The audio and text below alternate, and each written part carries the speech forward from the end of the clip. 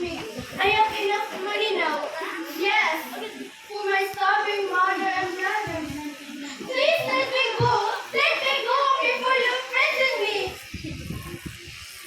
Colonel officers, take me to your next one. Good morning, Captain.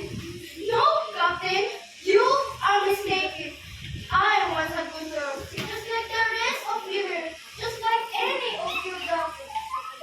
But 9 months, when I was hurt, it's lost. But we live honestly. We live honestly in life. My father, mother, brothers, sisters, and I. But then, poverty enters the portals of our home. My father became young. My mother got ill. The small savings that my mother had kept for our expenses were spent. All our daily needs and her needed medicine. One night, my father went out, telling us to come back in a few minutes with plenty of food and money. But that was last time I saw him. He with another woman!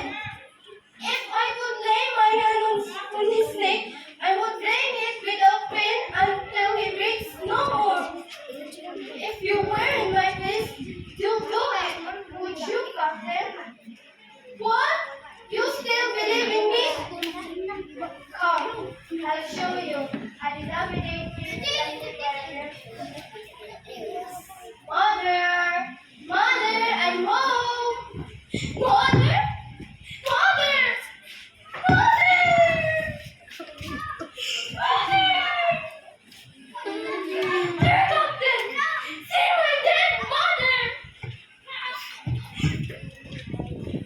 The fact is you have been brought to the old. What good is to my mother now? She's already gone! Do you hear me? She's already gone!